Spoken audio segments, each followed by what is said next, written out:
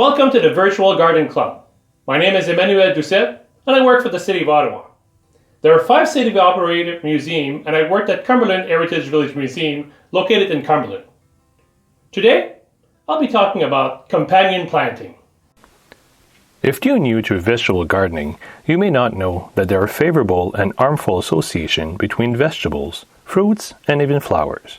By knowing the plants that help or harm each other, it is possible to get a better harvest, to avoid disease that can affect certain vegetables or fruits, to allow certain vegetables to not compete with each other, to keep away harmful insects, to limit the use of pesticide of chemical origin as much as possible. There are a dozen and dozen of possible associations, good or bad, enough to write a book on the subject. But today, we're going to be content with those that will interest novice gardener. Companion planting means planting your garden so that plants that grows well together are planted near each other. Vegetables that help each other should be planted either in one line behind the other, or in a square next to each other, or in the same row alternating one beside the other, or one planted at the base of the other plant.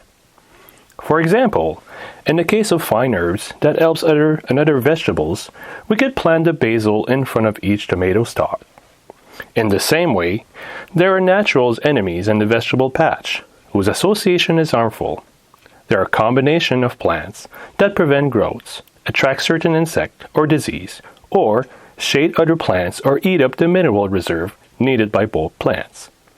Vegetables that are enemies should be planted at least 1.5 meters apart. There are several floral varieties that are good companions for vegetables. They promote good vegetables growth by repelling insects and disease, or attract bees to encourage pollination. There are multiple possible associations, but here are some flowers that have their place in any vegetable patch. Marigold. Marigold, which are native to North America, are the best known of the plant that is useful in a garden. It keeps pests like whiteflies and aphids away. Marigold's roots improve the structure of the soil while sanitizing it. Where to plant it? Marigold can be planted most everywhere in the vegetable patch. It is essential. Marigold goes perfectly with raspberry, strawberries, garlic, onion, leeks, tomatoes, and potatoes. Do not put near the fennel or buckwheat, with which it does not go along well. Chrysanthemum. Chrysanthemum attracts pollinating insects and nectarivores birds, which pollinates and thus promote good harvests in the vegetables patch and orchard. Birds are also found of flies, caterpillars, and insects of all kinds.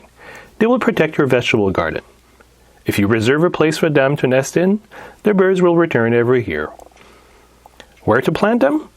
Plant them at the edge of your vegetable garden to attract birds and pollinator. Cosmos. Cosmos will disturb the movement and vision of unwanted insects.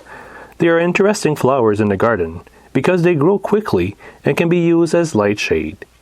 They also have the ability to improve the soil in your garden. Their roots refine and work the soil. Cosmos are ideal for compacted or non-compacted soil. Where to plant them? The cosmos are friends of tomatoes and cabbage. They make the period cabbage worms flee. Nasturtium.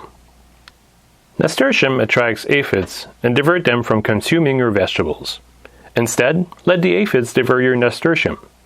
Your nasturtium will thus have fulfilled their roles. You will have flowers and seed will be sown naturally the following year.